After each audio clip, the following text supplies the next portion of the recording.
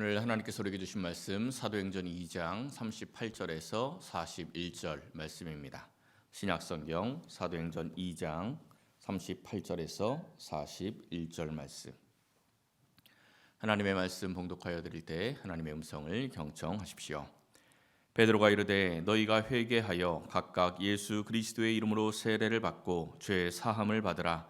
그리하면 성령의 선물을 받으리니 이 약속은 너희와 너희 자녀와 모든 먼 데 사람 곧 주 우리 하나님이 얼마든지 부르시는 자들에게 하신 것이라 하고 또 여러 말로 확정하며 권하여 이르되 너희가 이 패역한 세대에서 구원을 받으라 하니 그 말을 받은 사람들은 세례를 받음에 이날에 신도의 수가 3,000이나 더하더라. 아멘.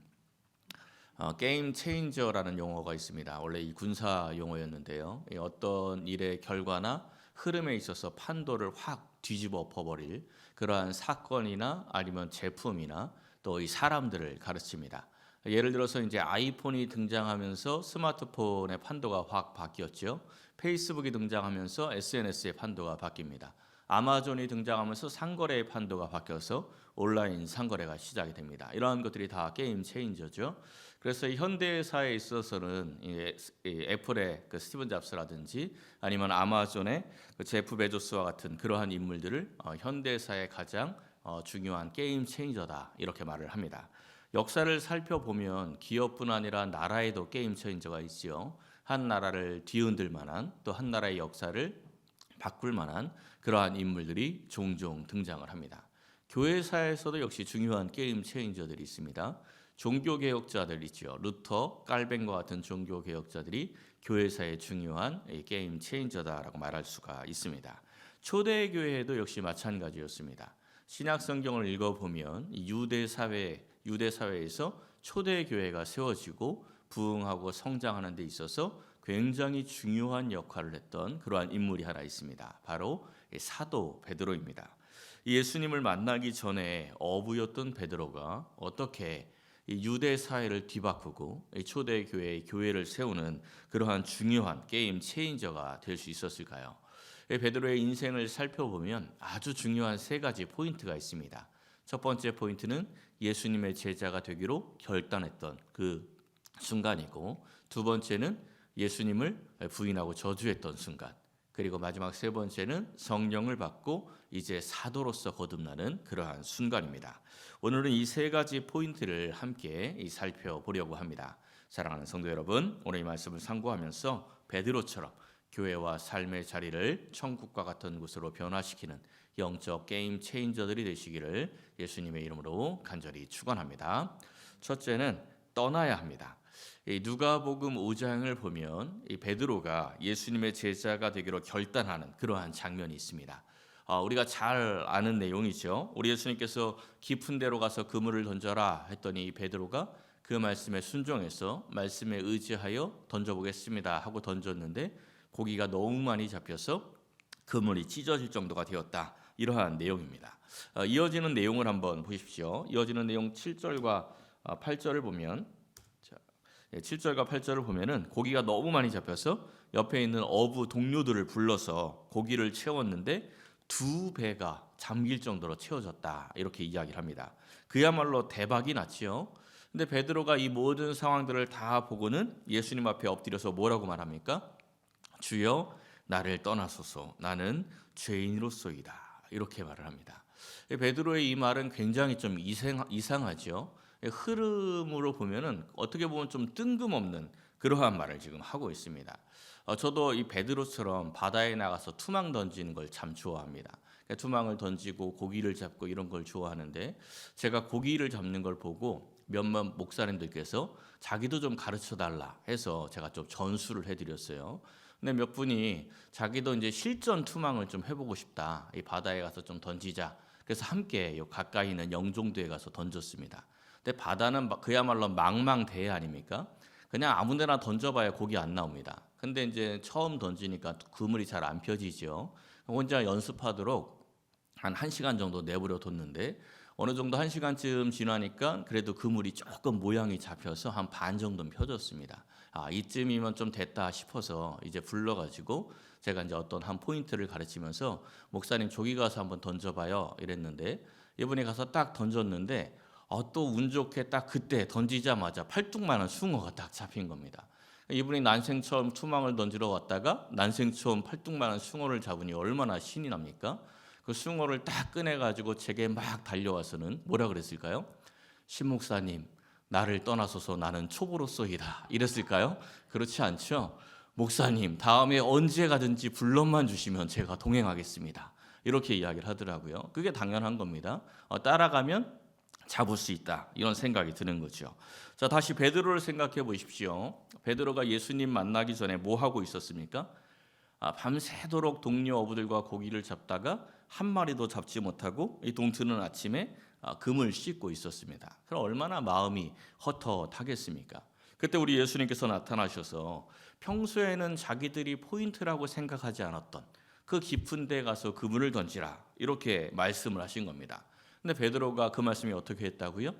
순종을 했습니다. 순종을 하고 결과는 대박이 난 거죠. 베드로의 직업은 어부입니다. 이 어부의 직업을 가진 베드로에게 물고기가 많이 잡히는 것만큼 좋은 응답, 좋은 형통이 어디 있겠습니까? 정말 좋은 응답이죠. 그럼 마땅히 이 베드로가 예수님께 뭐라고 말해야 합니까? 주님, 나와 동업하소서. 포인트만 찍어주시면 던지는 건 제가 알아서 하겠습니다. 이렇게 말해야 하는 게 정상이죠. 근데 베드로가 그렇게 이야기한 게 아니고 갑자기 자기의 죄를 예수님께 고백을 했다는 겁니다. 왜 갑자기 베드로가 여기서 자기의 죄를 고백을 했을까요? 다시 예수님 만나는 장면을 한번 보십시오. 예수님께서 베드로에게 찾아오셨을 때 베드로가 밤새도록 고기를 잡다가 허탕을 치고 그물을 씻고 있었습니다.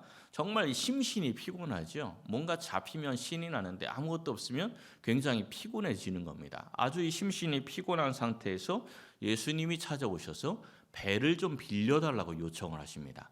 배를 좀 빌려달라 했는데 베드로가 여기서 1차로 순종을 했어요. 자기의 배를 예수님께 내어드렸습니다. 그러더니 예수님께서 그 배를 조금 해변가에서 띄우라고 요청을 하셨어요. 그러니까 배를 해변에서 조금 띄웠더니 이제 해변가에 이 청중들이 아주 많이 쫙 앉아 있었는데 이 배를 강대상 삼아서 거기서 이 회중들을 이 청중들에게 말씀을 가르치신 겁니다. 이 말씀을 다 마치시고 이 말씀 가르치는 걸 다 마치시고 나서 베드로에게 깊은 데로 가서 그물을 내려 고기를 잡으라 이렇게 말씀하신 겁니다. 그때 베드로가 뭐라고 대답하냐면 말씀에 의지해서 내가 깊은 데 가서 금을 내려보겠습니다. 이렇게 이야기를 하는 거죠. 베드로가 의지한 말씀은 깊은 데로 가서 그물을 던져봐 이 말씀이 아닙니다. 왜냐하면 예수님보다 이 고기 잡는 포인트는 어부인 베드로가 훨씬 잘합니다. 목수 출신이 예수님이 어떻게 고기 잡는 포인트를 알겠습니까? 그러니 그 고기 잡는 포인트를 내가 의지해서 던지겠다 이런 이야기가 아니죠. 베드로가 의지한 말씀은 배 위에서 예수님께서 가르쳤던 그 천국 복음의 말씀입니다. 자기 배를 내어드리고 예수님이 말씀하시는 그 말씀을 다 듣고 보니 이 예수님이 보통 분이 아니라는 것을 알았죠. 그래서 그 예수님이 말씀하시는 그 말씀에 의지해서 그물을 던졌는데 상상할 수 없는 놀라운 일이 일어나게 된 겁니다. 이 일을 경험한 베드로는 예수님이 어떠한 분인지 깨달았습니다. 어두운 곳에 있다 환한 곳에 가면 자기가 보이지 않았던 그 시커멓게 묻었던 더러운 것들이 다 보입니다. 그와 마찬가지로 예수님이라는 생명의 빛 앞에 딱 서니까 자기의 연약함과 자기의 죄가 다 드러난 겁니다. 그게 다 보이기 시작을 한 거죠. 그래서 예수님 앞에 주여 나를 떠나소서 나는 죄인이로소이다 하고 자기의 실체를 주님 앞에 고백을 한 겁니다. 이 자기의 실체를 깨달은 베드로에게 우리 예수님께서 말씀하시죠. 10절과 11절 말씀을 보면 이제 후로는 네가 사람을 취하리라. 예수님의 이 말씀에 베드로가 모든 것을 버려두고 예수님을 따르기 시작을 합니다. 그러니까 이 말씀의 포인트는 베드로가 예수님께 배를 빌려주고 예수님의 말씀에 순종해서 대박났다. 그러니까 우리도 순종해서 대박나자. 이게 포인트가 아닙니다. 베드로가 예수님 앞에서 자신을 발견하고 그동안 자기가 추구하던 모든 것을 다 버리고 그리고 예수님을 따르기로 결단했다. 이게 이 포인트가 되는 거죠. 베드로가 지금 이 시간에 버린 것은 배와 그물만이 아닙니다. 예수님이 던지라고 해서 던져서 잡았던 그 그물이 찢어질 정도로 잡힌 그 수없이 많은 물고기, 그 물고기도 다 버렸지요. 베드로는 물고기를 다 버렸는데 우리는 지금까지 그 물고기 쳐다보면서 나도 저렇게 잡아야 되는데 이러고 있으면 안 되는 겁니다. 우리가 능력 있는 신앙인이 되기 위해서 해야 할 첫 번째가 바로 이것입니다. 모든 것을 버리고 모든 것에서 떠나 예수님을 따라가기 시작해야 한다라는 겁니다. 옛사람의 습관에서 떠나야 합니다. 연약한 죄성을 가진 모습에서도 떠나야죠. 우리의 옛 모습에서 떠나는 것이 바로 첫 번째 출발이 됩니다. 아브라함도 믿음의 조상 아브라함이 되기 위해서 자기의 고향과 친척, 아버지의 집을 떠나야 했습니다. 또 야곱도 밧단아람을 떠나야 했고 이스라엘 백성들도 애굽을 떠나야 했습니다. 떠나야 하나님의 백성이 되는 겁니다. 떠나야 예수님의 제자가 될 수 있는 겁니다. 사랑하는 성도 여러분, 나를 따르라. 이 주님의 명령에 순종하여서 옛사람의 모든 악한 습관과 또한 죄성에서 떠나 거하는 모든 것을 하나님의 나라로 변혁시킬 수 있는 능력 있는 신앙인들이 되시기를 예수님의 이름으로 간절히 축원합니다. 두 번째는 가까이 따라야 합니다. 우리 예수님의 제자가 된 베드로가 예수님과 3년간 동고동락을 하죠. 그야말로 동고동락입니다. 예수님의 수제자가 되어서 예수님이 계신 모든 곳에서 함께 했습니다. 그런데 가장 중요한 순간에 예수님 곁에 없지요. 항상 예수님과 함께하고 항상 예수님을 가까이 따랐던 베드로가 가장 중요한 순간에 예수님을 따르지 못했습니다. 마태복음 26장에 있는 말씀을 한번 보십시오. 우리 예수님께서 감람산에서 말씀을 하십니다. 오늘 밤에 너희가 다 나를 버릴 거야. 내가 목자를 치리니 양의 떼가 흩어지리라는 그 성경 말씀대로 너희들이 다 흩어질 거야. 이렇게 말씀하셨어요. 그러더니 베드로가 뭐라고 대답합니까? 모두 주를 버릴지라도 나는 결코 버리지 않습니다. 이렇게 이야기를 했단 말이죠. 근데 조금 후에 로마의 군사들이 왔을 때 우리 예수님께서 순순히 그냥 잡혀가십니다. 뭔가 좀 능력을 일으키셔야 하는데 그냥 순순히 잡혀가시는 거예요. 그러더니 제자들이 어떻게 하죠? 예수님의 예언대로 다 흩어집니다. 전부 다 도망을 쳐버렸어요. 그런데 도망치지 않은 사람이 있었죠. 누가 도망치지 않았습니까? 베드로는 도망을 치지 않았습니다. 베드로는 도망을 치지 않고 잡혀가시는 그 예수님을 따라갔어요. 그런데 어떻게 따라갔는지 한번 보십시오. 26장 58절을 보니까 어떻게 따라가죠? 멀찍이 예수님을 따라갑니다. 이 베드로의 태도가 참 애매하지요. 그냥 끝까지 예수님 가까이 따라가면서 예수님과 함께 고난을 당하든지 아니면 다른 제자들처럼 그냥 도망을 치든지 이렇게 해야 하는데 그냥 이건 따르는 것도 아니고 안 따르는 것도 아니고 그냥 멀찍이 예수님을 따라가고 있는 거예요. 사실 우리의 신앙의 모습이 이럴 때가 참 많죠. 예수님을 따르긴 하는데 그냥 멀찍이 따라갑니다. 혹시라도 예수님과 더 가까워져서 내 인생 포기하고 더 큰 헌신하게 될까 봐 굉장히 걱정을 하면서 예수님과 가까이 가지 않으려고 그냥 멀리 떨어져서 이 신앙생활할 때가 참 많이 있죠.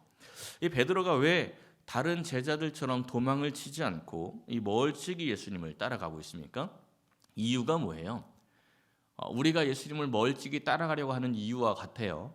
멀찍이 따라가는 이유가 58절 마지막을 보니까 그 결말을 보려고 멀찍이 따라갑니다. 이게 무슨 이야기죠? 우리 예수님께서 신문을 받으시다가 신문을 당하시다가 예수님이 열받아가지고 화가 나가지고 이놈들 감히 이러면서 번개를 그냥 막 내리치고 거기서 예수님을 잡아갔던 군사들 막 퍽퍽 쓰러지고 막 이런 기적이 일어나면 어떻게 하겠다는 거예요? 얼른 뛰어나가서 내가 예수님의 제자다 이러면서 이제 탁 튀어나가려고 하는 거죠. 근데 예수님이 그냥 힘없이 신문 당하시고 고난 당하시면 어떻게 하겠다는 거죠? 그러면 도망가고 그냥 잘 멀찍이 따라가서 상황 지켜보다가 유리해지면 뛰어나가고 불리해지면 도망치고 이러려고 그 결말을 보려고 멀찍이 따라가는 겁니다. 우리가 신앙생활을 할 때 자기 유리한 대로 선택하기 위해서 예수님을 멀찍이 따라가면 반드시 더 큰 시험을 만나게 되어 있습니다.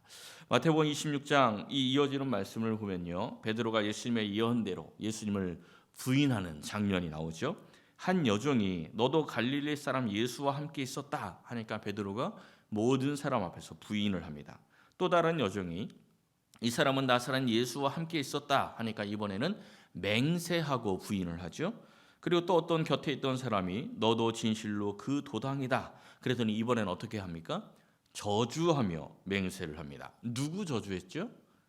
예수님 저주하고 있는 거죠. 예수님을 저주하고 있는 겁니다. 굉장히 비참하게 이 깊은 나락으로 떨어지는 모습을 보입니다. 어떻게 베드로가 이 상황까지 오게 되었습니까? 이 말씀과 병행 구절인 요한복음 18장에 있는 말씀을 한번 보십시오. 그때가 추운 고로. 베드로가 예수님을 멀찍이 따라가다가 그냥 멀찍이 있었으면, 멀찍이 있기만 했었으면 그래도 이 상황까지는 안 왔을 텐데, 추우니까, 자기 몸이 추우니까 좀 따뜻해지겠다고 예수님을 잡아온 사람들, 그러니까 예수님의 반대편에 있는 사람들하고 같이 서 있다가 지금 이러한 상황까지, 이 나라까지 떨어지게 된 겁니다. 우리가 예수님과는 멀찍이 떨어져 있고 세상과는 가까이 있다 보면 괜히 욕먹기 싫어서, 괜히 말 듣기 싫어서 예수님의 제자로 사는 것을 거부할 때가 있습니다. 자기가 신앙인 것을 드러내기 싫어할 때가 있는 거예요. 괜히 내가 믿는 사람인 거 드러나면 손해보지 않을까, 이런 생각이 들 때가 있는 거죠. 그게 예수님을 부인하는 겁니다. 베드로의 모습이죠. 우리는 예수님을 항상 가까이 따라가야 합니다.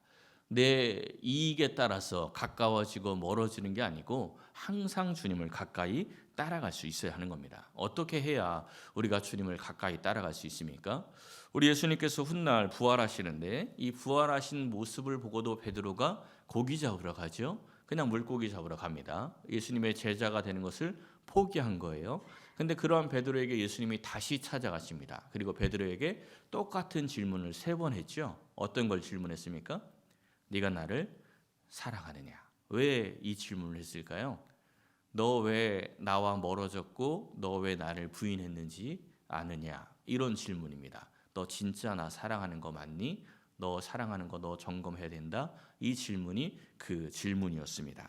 우리가 예수님과 멀어질 때 우리도 그렇게 될 수가 있는 거죠. 주님을 사랑하지 않으면 주님과 멀어지는 겁니다. 주님을 사랑하면 베드로도 끝까지 주와 함께 고난을 당했을 겁니다. 결국 사랑이 없으므로 예수님과 멀어졌고 약해졌고 비참해졌습니다. 그래서 예수님께서 너 나를 사랑하느냐? 너의 사랑을 점검하라 말씀하신 겁니다.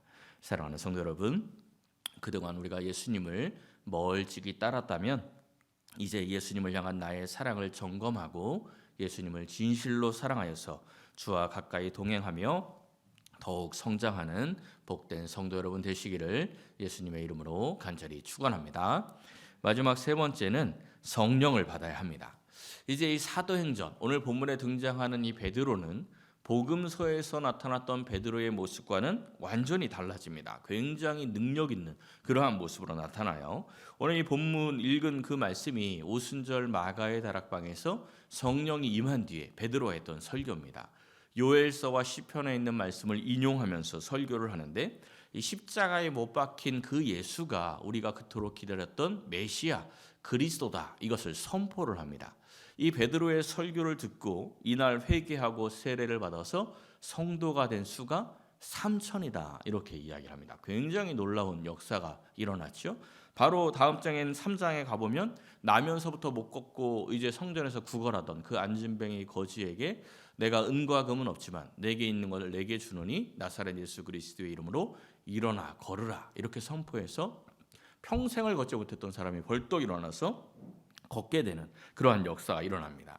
또 4장에서는 자기를 죽일 수 있는 그 사두개인들과 제사장들 앞에서도 성경의 말씀을 인용하며 담대하게 예수를 전하죠. 또 15장에 넘어가 보면 교회사 최초의 총회가 하나 열립니다. 예루살렘 공회인데 이 예루살렘 공회 때 바나바와 바울의 선교 보고를 통해서 이방인 선교가 공적으로 이제 공식적으로 인정이 됩니다. 이날 이 바나바와 바울이 이방인 선교 보고를 할 수 있도록 길을 열어준 사람이 바로 베드로입니다. 그러니까 초대교회에서 굉장히 놀라운 역사를 일으킨 그야말로 게임 체인저가 베드로지요. 어떻게 이 베드로의 놀라운 능력 역사가 시작이 되었습니까? 뭘 받아서? 성령 받아서, 성령 충만함으로 이 역사가 일어나게 된 겁니다. 이것은 예수님께서도 이미 예언하신 말씀이죠. 사도행전 1장 8절과 9절을 보면 예수님께서 승천하시기 전에, 그러니까 이 땅에서 마지막으로 남기신 말씀이 오직 성령이 너희에게 임하시면 너희가 권능받아 내 증인이 될 것이다. 이게 예수님의 마지막 말씀이었습니다. 예수님의 이 말씀대로 성령이 임하니까 제자들이 변하죠. 어떤 변화가 일어났을까요? 오순절 마가의 다락방에서 성령이 임했을 때 어떤 일이 일어났는지 보면 성령이 임하면 우리에게 어떤 변화가 일어나는지 우리가 알 수가 있습니다. 2장 4절을 보니까 성령의 충만함을 받고 제일 먼저 어떤 일이 일어났습니까? 언어가 변했죠. 성령이 말하게 하심을 따라. 이것은 이제 단순히 방언의 은사를 이야기하는 게 아닙니다. 방언의 은사만을 말하는 게 아니고 성령의 충만함을 받으니까 사람들이 어떻게 변했냐면 성령이 말하게 하심을 따라 말하는 사람으로 변화가 되었다. 이런 이야기입니다. 그러니까 성령 충만한 성도, 성령 받은 성도, 성령이 충만한 교회의 성도들은 자기 기분, 자기 감정에 따라 말하는 게 아니고 누가 말하게 하심을 따라? 성령이 말하게 하심을 따라 말을 하게 되는 겁니다. 성령이 말하게 하심을 따라 말을 하기 시작하면 그곳이 바로 천국과 같은 곳이 되는 거예요. 교회의 모든 성도들이 다 자기가 다 성령이 말하게 하심을 따라 말한다고 생각을 해보십시오. 얼마나 그 안이 정말 따뜻하고 복되고 기쁜 곳이 되겠습니까?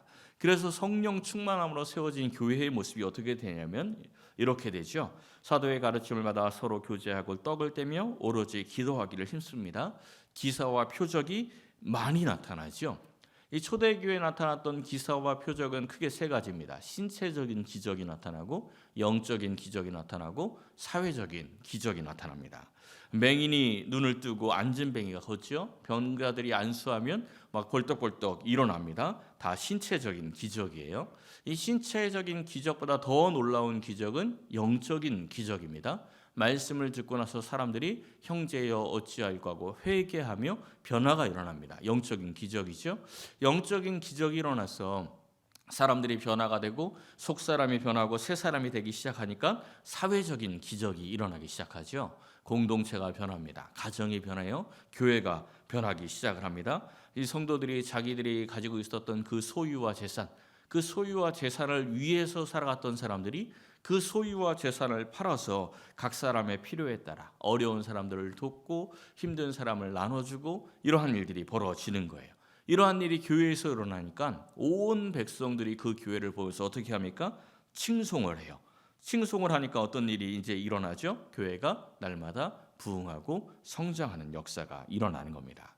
우리에게도 성령이 임하면 이와 동일한 역사가 일어납니다. 성령을 통해서 자유를 얻고 성령을 통해서 힘을 얻게 되는 거죠. 구약 성경 에스겔 47장을 보면 성전 문에서 흘러나오는 물에 대한 이야기를 하는데 이게 바로 이 성령을 상징을 합니다. 처음에 이 물이 흘러나올 때 천척을 측량하니 발목에 차 있었어요. 또 다시 천척을 측량하니까 무릎까지 찹니다. 또 천척을 측량하니까 허리까지 찼어요. 또 다시 천척을 측량을 하니까 강이 됩니다. 그 마지막 말씀을 한번 보세요. 이 강이 되었을 때 뭐라고 이야기하냐면 이 성전에서 흘러나온 물이 헤엄칠 만한 물이다 이렇게 표현을 합니다. 이게 바로 성령 충만함을 받아야 하는 이유입니다. 물이 발목에 있을 때는 내 뜻대로 첨벙첨벙하면서 막 돌아다닐 수 있습니다. 근데 물이 무릎까지 차면 어떻죠? 이제 좀 불편해져요. 마음대로 막 뛰어다니기는 조금 힘들어집니다. 그러다 물이 허리까지 차면 어때요? 이제는 내 마음대로 움직이는 게 아니고 물살이 가는 대로 움직여야 편합니다. 물살을 거스르면 쉽지가 않지요. 그러다가 물이 완전히 내 키를 넘어서면 그때부터는 이제 오히려 자유로워집니다. 왜 자유로워져요? 헤엄칠 만한 물이니까. 이제 거기서 막 헤엄치고 수영하고 하는 거예요. 그러니까 성령이 나를 완전히 지배하면 그때부터 나는 완전히 자유로운 그러한 사람이 되는 겁니다. 성령의 물살을 타면 평소에는 내가 할 수 없었던 일들을 감당할 수 있게 되는 거죠. 물 밖에서 아주 무거운 통나무 하나 옮기라고 하면 못 옮겨요. 그죠? 군인들 훈련할 때 보면 4-5명씩 그 통나무 들고 막 운동하고 그러지 않습니까? 물 밖에서는 그 통나무는 정말 너무 힘들어요. 그거 끌고 다니려면 내가 너무 힘들어요.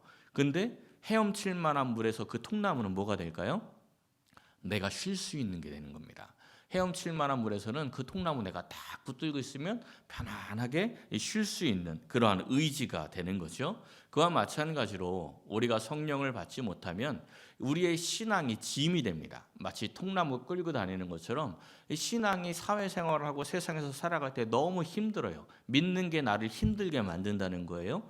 근데 성령이 내게 채워지면 채워질수록 그 신앙이 나에게 힘을 주는 도구가 됩니다. 신앙 때문에 오히려 자유로워지는 거죠. 성령 충만이 받을 때 마치 그 통나무가 나의 쉼터가 되고 내 의지가 되는 것처럼 우리의 신앙, 우리의 사명, 또 우리의 직분이 나를 살리는 귀한 도구가 되는 겁니다. 사랑하는 성도 여러분, 예수님께서 우리를 부르셨습니다. 과거의 습관, 옛사람에게서 떠나시기를 바랍니다. 그리고 예수님을 따르시기로 결단을 했다면 멀찍이 따르지 마시고 가까이 예수님을 사랑하며 가까이 따르시기를 바랍니다. 또한 성령을 사모하여 성령 충만함으로 권능을 받고 가정과 일터와 거하는 모든 삶의 현장 그리고 교회를 바꿀 수 있는 능력 있는 영적 게임 체인저들이 되시기를 예수님의 이름으로 간절히 축원합니다.